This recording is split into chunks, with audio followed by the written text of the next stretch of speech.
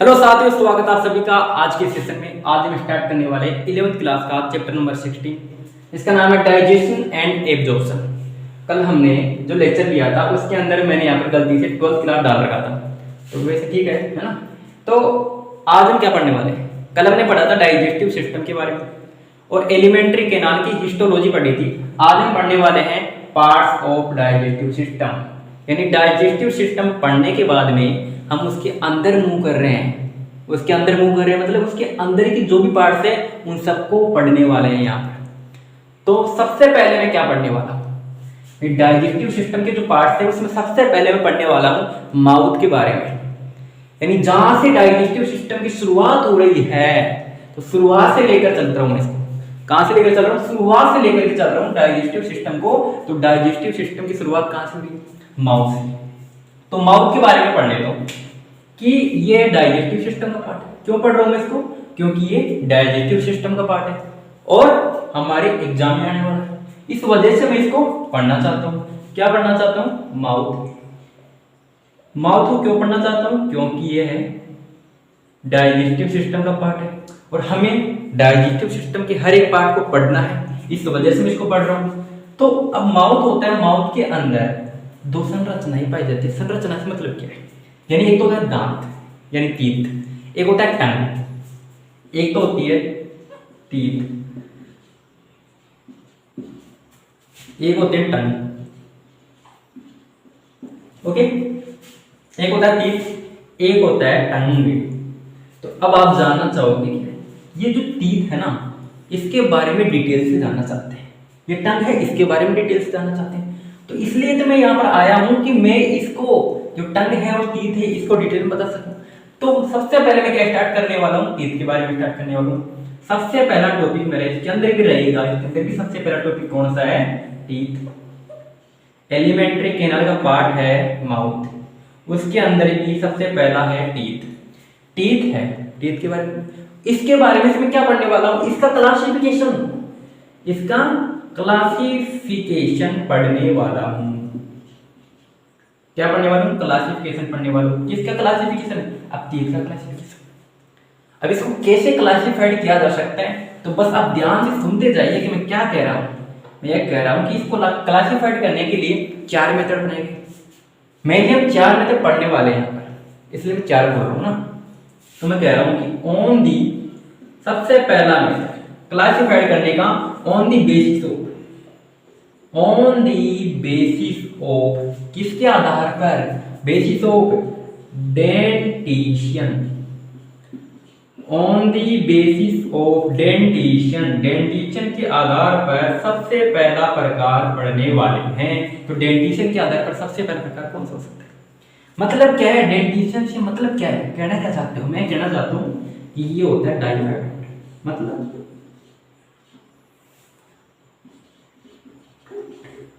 मतलब क्या है ये डाइफाइडोंट? क्या होता है? डाइफाइडोंट होता है कि लाइफ में दो बार टीथ अपीयर हो रहे हैं, इस वजह से इसको नाम दे रहा हूं डाइफाइडोंट। क्लियर? डाइफाइडोंट नाम क्यों दिया?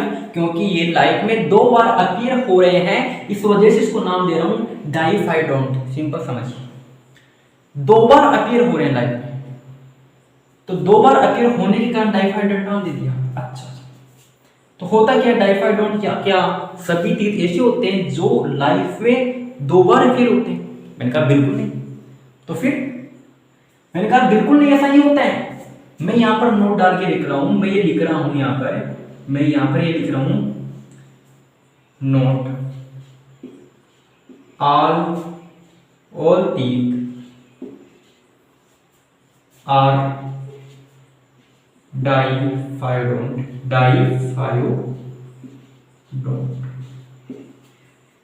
डाइफाइडोंट बट लेकिन सम टीथ इज मोनोफायोडोंट,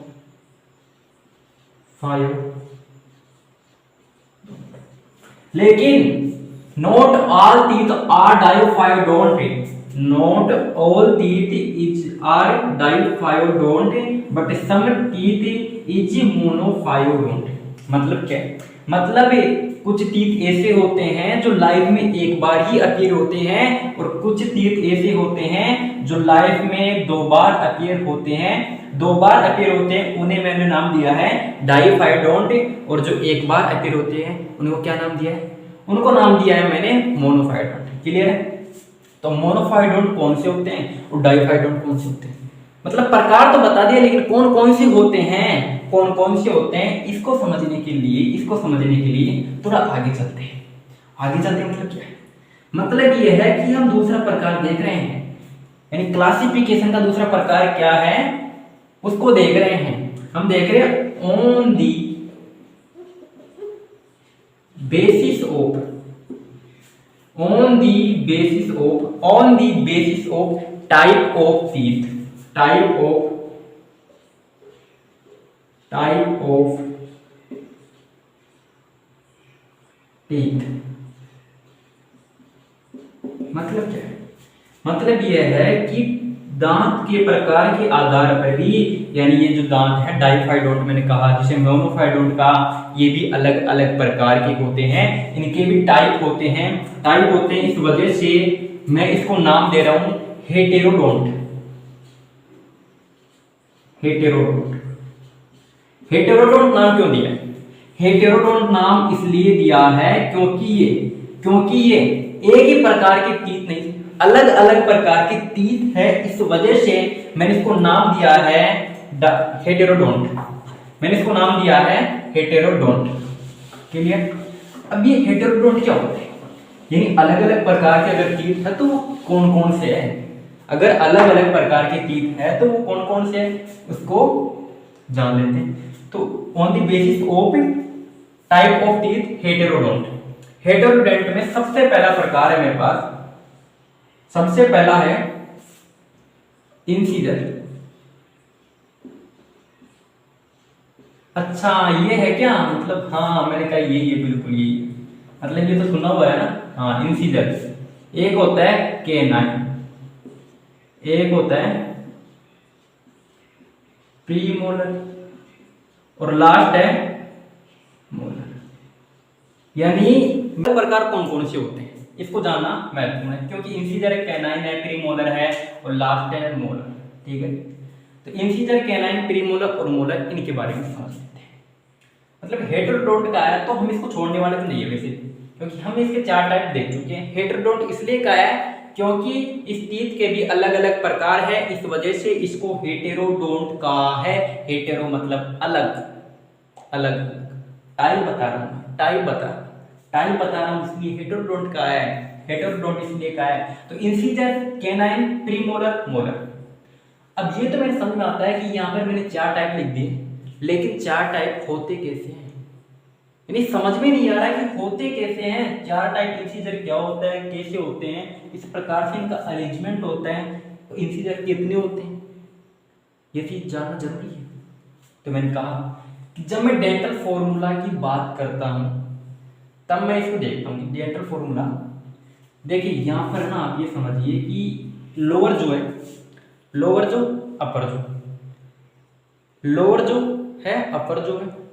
अब इसके अंदर मैं लोअर जो की बात कर रहा हूँ, अब ये मत समझना कि ऊपर वाला जो है, अपर जो है, उसके अंदर डिफरेंट टीथ है ना, बिल्कुल सही यहाँ पर है ना, बिल्कुल इसी प्रकार से टीथ है जिस प्रकार से लोअर जो के अंदर टीथ है, उसी प्रकार से अपर जो में।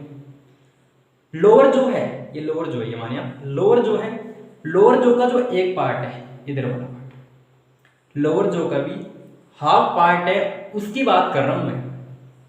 यानी एक लोअर जो है, एक अपर जो, लोअर जो, अपर जो, उसके अंदर जो लोअर जो की बात कर रहा हूं, लोअर जो में भी जो उसका हाफ पार्ट है, उस हाफ पार्ट की बात कर रहा हूं। मतलब अगर समझ में नहीं आया है तो इस प्रकार से समझिए कि जब मैं डेंटल फॉर्मूला लिखता हूं, किसका डेंटल फॉर्मूला? एडल्ट का,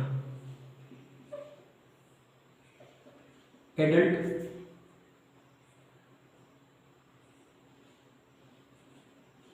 डेंटल फॉर्मूला, एडल्ट का डेंटल फॉर्मूला जब लिखता हूं, एडल्ट का डेंटल फॉर्मूला जब लिखता हूं तो मैं लिखता हूं इंसीजर कितने हैं। मैंने कहा था कि लोअर जो की बात कर रहा हूँ, लोअर जो में भी हाफ पार्ट की बात कर रहा हूँ, हाफ पार्ट, हाफ के अंदर मैं इंटीजर की बात कर रहा हूँ। अब इस हाफ पार्ट में इंटीजर कितने इंटीजर है? तो अब इसी प्रकार से हाफ पार्ट अपर जो का, इसी प्रकार से हाफ पार्ट अपर जो का उसके अंदर कितने हैं? 2, यानी हाफ पार्ट लोअर जो, हाफ पार्ट अपर जो। अब आप बोलोगे कि यहाँ पर हाफ पार्ट तो छोड़ दिया गया है, तो छोड़ दिया गया तो उसका भी नंबर आने ही वाला है, थोड़ी ही देर में आने वाला है। अब देखिए कैनाइन की बात करते हैं, जिस प्रकार समझा, जैसे अभी समझाया कि भाई अपर जो की बात कर, लोअर जो की बात करो, लोअर जो की अंदर हाफ पार्ट, हाफ पार्ट में कैनाइन कितने? हाफ पार्ट में कैनाइन है 1, और इसी प्रकार से हाफ पार्ट ऑफ अपर जो के अंदर कितने हैं? 1। अब बात करने वाला हूं प्रीमोलर की, प्रीमोलर की है, प्रीमोलर कितने? 2। लोअर जो अपर जो, लोअर जो अपर जो, ठीक है। और मोलर कितने? मोलर है 3, ठीक है। ये हो गया एडल्ट का डेंटल फॉर्मूला, ये है एडल्ट का डेंटल फॉर्मूला। अच्छा, तो मैंने यहाँ पर एडल्ट क्यों लिखा है? तो मैंने यहाँ पर एडल्ट क्यों लिखा है? एडल्ट इसलिए लिखा है क्योंकि मैं यहाँ पर अभी मैं यहाँ पर किसका डेंटल फॉर्मूला लिखने वाला हूँ? जो अडल्ट नहीं है उसका लिख रहा हूँ, मतलब किसका लिखने वाला हूँ? चाइल्ड का, चाइल्ड का लिखने वाला हूँ, मतलब चाइल्ड का, चाइल्ड डेंटल फॉर्मूला, चाइल्ड का डेंटल फॉर्मूला लिखने वाला हूं मैं। अब चाइल्ड का डेंटल फॉर्मूला क्या होता है? मतलब इससे भी डिफर होता है क्या? इससे डिफर है इसलिए तो अलग से लिखा है, इससे डिफर है इस वजह से ही तो मैंने अलग से लिखा है। तो होता क्या है, मैंने अभी डायफाइडोंट है उसको भी पूरी तरीके से बताया नहीं, मैंने मोनोफाइडोंट बताना है। तो ये सब चीजें बतानी है, इस वजह से मैं लिख रहा हूँ, ये सब चीजें मुझे बतानी है, इस वजह से मैं यहाँ पे लिख रहा हूँ। तो मैं लिखूंगा इंटीजर कितने हैं? 2, कैनाइन कितने? 1। अब प्रीमोलर कितने हैं? प्रीमोलर कितने हैं? 0। मतलब क्या है? मतलब ये है कि चाइल्ड के अंदर, चाइल्ड में होता है कि इसके अंदर प्रीमोलर जो टीथ होता है वो अपीयर ही नहीं होता है। चाइल्ड के अंदर प्रीमोलर टीथ अपीयर ही नहीं होता है। और मोलर टीथ के अंदर भी एक जो लास्ट वाला टीथ होता है वो क्या नहीं होता है? अपीयर नहीं होता है। किसके अंदर? चाइल्ड के अंदर। तो किस में होता है? तो वो होता है जाकर के किसमें? प्रीमोलर किसमें अपीयर होगा? ये होगा एडल्ट में जाकर के। अगर एडल्ट में जाकर के प्रीमोलर अपीयर हो रहा है तो आप खुद से सोचिए कि कितनी बार है, प्रीमोलर कितनी बार है? 1 बार है। यानी चाइल्ड में है नहीं, चाइल्ड में नहीं है लेकिन एडल्ट में है। यानी चाइल्ड में नहीं है लेकिन एडल्ट में है, बाद में जाकर के अपीयर हुआ है। इस वजह से मैंने इसको मोनोफाइडोंट कहा है क्योंकि ये 1 बार ही अपीयर हुआ है। तो ये 2 बार अपीयर कैसे हुई? ये 2 बार अपीयर कैसे हुए हैं तो उनके बारे में बताता हूं मैं आपको कि यहाँ पर जो इंसीजर है ये था सबसे पहले जो चाइल्ड में था, इसे बोलते हैं मिल्क टीथ, मिल्क टीथ बोलते हैं। अभी मिल्क टीथ है तो ये कुछ समय के बाद में टूट जाता है और वापिस से नया टीथ आ जाता है। इसी इंसीजर, यही इंसीजर आ जाता है चाइल्ड के अंदर। ये जो इंसीजर है इसको बोलता हूँ, ये इंसीजर है, इसको क्या बोलूँ? मिल्क टीथ बोल रहा हूँ। मिल्क टीथ टूटने के बाद में फिर से अपीयर होता है, मतलब पहले टूट गया फिर से अपीयर हुआ, मतलब इस वजह से इसको मैंने इसको कहा डाइफाइडोंट, मतलब 2 बार अपीयर हुआ, 1 बार टूटा फिर से अपीयर हुआ। अब प्रीमोलर है, प्रीमोलर कितनी बार अपीयर हुआ? सिर्फ 1 बार अपीयर हुआ है। क्यों हुआ है? क्योंकि चाइल्ड के अंदर तो यहाँ पर प्रीमोलर है ही नहीं। अपीयर कहां पर हुआ है? एडल्ट में हुआ है, ठीक है। अपीयर कहां हुआ है? एडल्ट में हुआ है। चाइल्ड में तो प्रीमोलर है ही नहीं। और मोलर 1 जो लास्ट वाला मोलर है वो भी कहां पर जाकर अपीयर होता है? एडल्ट के अंदर अपीयर होता है, वो भी चाइल्ड के अंदर अनुपस्थित होता है, पाया ही नहीं जाता है। यहाँ पर ये समझिए आप, सिंपल लैंग्वेज है ना। तो यहाँ पर कितने टीथ पाए जाते हैं? अगर ये क्वेश्चन आता है कि चाइल्ड के डेंटल फॉर्मूले में कितने टीथ पाए जाते हैं, यानी चाइल्ड में कितने टीथ पाए जाते हैं, चाइल्ड में कितने टीथ पाए जाते हैं। तो आप देख लीजिए इसके अंदर मैं किसकी बात करूं, मैं बात करूं लोअर जो का हाफ पार्ट, लोअर जो का हाफ पार्ट, अपर जो का हाफ पार्ट, लोअर जो का हाफ पार्ट, अपर जो का हाफ पार्ट। तो हाफ पार्ट बचा हुआ है, एक पार्ट ऊपर एक पार्ट नीचे, तो कितने पार्ट बचे हुए मेरे पास, दो पार्ट बचे हुए हैं। तो इनको सबको डिवाइड करूंगा मैं, इन सबको इन सबको जोड़ लूंगा, मैं करूंगा पहले इन सबको क्या करूंगा, जोड़ने के बाद में इससे क्या करूंगा, डिवाइड करूंगा। इन सबको जोड़ने के बाद में इससे क्या करूंगा, डिवाइड करूंगा। तो ये कितने हो गए, 5 नीचे 5 ऊपर, 220। तो मैं कहता हूं कि चाइल्ड के डेंटल फॉर्मूले में कितने टीथ पाए जा रहे हैं, 20 टीथ पाए जाते हैं। और एडल्ट का जो डेंटल फॉर्मूला है उसमें कितने टीथ पाए जा रहे हैं, क्योंकि इसी प्रकार से उसके अंदर देखना है, इसी प्रकार से 2 से डिवाइड करना है। तो यहाँ पर कितने पाए जा रहे हैं, यहाँ पर आप देख लीजिए कितने पाए जा रहे हैं,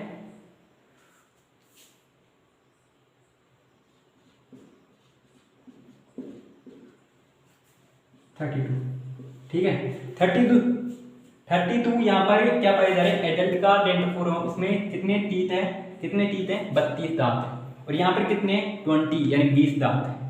तो ये चीज समझ में आ रही है, यहाँ पर 20 दांत क्यों पाए जाते हैं, इसके अंदर चाइल्ड के अंदर, और यहाँ पर एडल्ट के अंदर 32 दांत कैसे पाए जाते हैं, और कौन से दांत अनुपस्थित होते हैं। चाइल्ड के अंदर प्रीमोलर एब्सेंट होता है, और मोलर होता है, जो लास्ट वाला मोलर होता है वो भी एब्सेंट होता है। वो कहाँ पर जाकर के अपीयर होता है, वो एडल्ट के अंदर जाकर के अपीयर होता है। इस वजह से मैंने इसको मोनोफाइडोंट कहा था। तो मोनोफाइडोंट में मैं क्या लिखूंगा, मैं लिखूंगा premolar and last molar, clear. यानी premolar and last molar ये क्या है, मोनोफाइडोंट है। और ये जो जितने भी दांत बचे हुए हैं, जितने टीथ है, वो क्या है, डाइफाइडोंट है। तो ये दांत का जो टीथ का कॉन्सेप्ट आपको समझ में आना चाहिए। मैं क्लासिफिकेशन की बात कर रहा हूँ, on the basis of dentition, on the basis of type of teeth के बारे में पढ़ चुका हूँ। आगे भी इसके बारे में बात करनी हूँ। अभी भी मैं इसका क्लासिफिकेशन ही पढ़ने वाला हूँ। अभी मैं क्या पढ़ने वाला हूँ, इसका क्लासिफिकेशन ही देखने वाला हूँ। इस क्लासिफिकेशन में क्या देखने वाला हूँ, इसके क्लासिफिकेशन में मैं देखने वाला हूँ किसके बारे में, on the basis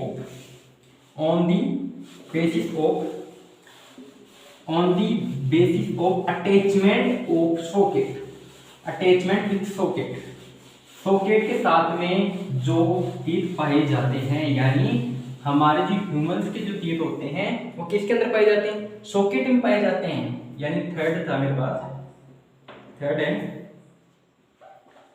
on the basis of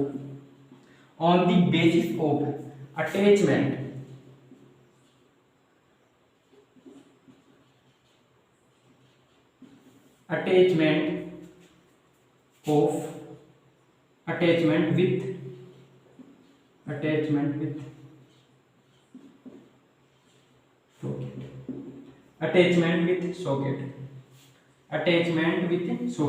socket के साथ में जो टीथ पाए जाते हैं, इस वजह से अगर सॉकेट के अंदर टीथ है, सॉकेट के अंदर है, सॉकेट के अंदर अगर वो टीथ पाए जा रहे हैं, तो मैं उसको क्या नाम दे रहा हूं, मैं उसका नाम दे रहा हूं थीकोडोंट। अब ह्यूमन के बारे में आपने ये वर्ड सुना होगा, थीकोडोंट। थीकोडोंट इसी वजह से पाए जाते हैं क्योंकि जो हमारे टीथ होते हैं वो फ्री नहीं पाए जाते।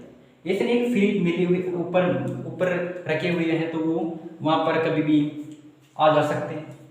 यहाँ पर ऐसा नहीं, यहाँ पर थीकोडोंट का मतलब है कि सॉकेट के अंदर पाए जा रहे हैं, सॉकेट के अंदर पाए हैं, सॉकेट के अंदर है, इस वजह से भी इतनी आसानी से निकाले नहीं जा सकते, नहीं तो कोई भी निकाल के ले जाता है ना।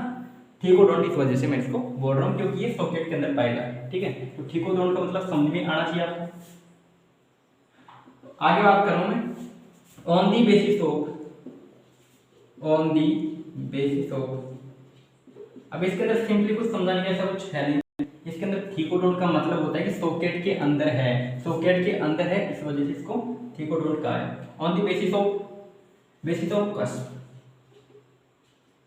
कष्ट। अब ये क्या होता है, मतलब नया ही बढ़ा रहे हैं ना, कष्ट। ये कष्ट क्या होता है, कष्ट का मतलब होता है कि तीत है ना। अब ये तीत है तो उसके अंदर आप ये देखिए, इसके अंदर देखिए इस प्रकार से कष्ट पाए जाते हैं, इस प्रकार से संरचना पाई जाती है, ऊपर की तरफ इस प्रकार से संरचना पाई जाती है। अगर आपको ये नहीं पता है ना तो एक तरीका बता दूं, आप फील करके देख सकते हो चीज, आपको आसानी से मिल जाएगी चीज कि यहाँ पर आपको दिखेगा कि यहाँ पर कुछ इस प्रकार से गड्ढे पाए जाते हैं। सिंपल भाषा में बोल तो गड्ढे पाए जाते हैं, इन गड्ढों को कष्ट बोल रहा हूँ। क्या बोल रहा हूँ, कष्ट बोल रहा हूँ। तो कष्ट बोल रहा हूँ, इस वजह से मैं इसको नाम देता हूँ ब्यूनोडोंट। ब्यूनोडोंट का मतलब क्या है, ब्यूनोडोंट का मतलब है कि ऐसे तीत जिनके अंदर कष्ट पाए जाते हैं, कष्ट पाए जाते हैं, और वो किसके अंदर पाए जाते हैं, ह्यूमंस के अंदर पाए जा रहे हैं। इस वजह से इसको ब्यूनोडोंट नाम दे रहा हूँ, ब्यूनोडोंट नाम दे रहा हूँ। क्यों दे रहा हूँ, क्योंकि इसके अंदर कष्ट पाए जाते हैं, जैसे प्रीमोलर तीत। प्रीमोलर तीत के अंदर, प्रीमोलर के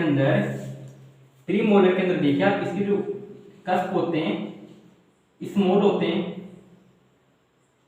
और स्मॉल होते हैं, और कैसे होते हैं, राउंडेड। कैसे होते हैं, राउंडेड होते हैं।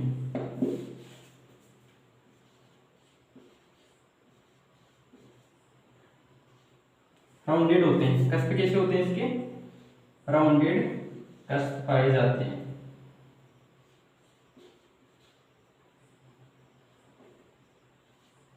कष्ट, ठीक है, इतनी बात क्लियर है। कष्ट कैसे है इसके, राउंडेड और स्मॉल है, किसके, प्रीमोलर की। इतनी बात क्लियर। तो मैं किसके बारे में बात कर रहा था, मैं तीत के बारे में बात कर रहा था, इसका क्लासिफिकेशन देख रहा था। तो इसके अंदर कौन कौन से तीत पाए जाते हैं। अब मैं ये कहता हूं कि ये जो तीत का टॉपिक है ये खत्म हो चुका है। अब तीत के बारे में क्या पढ़ने होगा, उसके बाद में क्या पढ़ना था मुझे पढ़ना था टंग, जो भी एक बहुत इंपॉर्टेंट टॉपिक है, बहुत इंपॉर्टेंट टॉपिक है टंग। तो टंग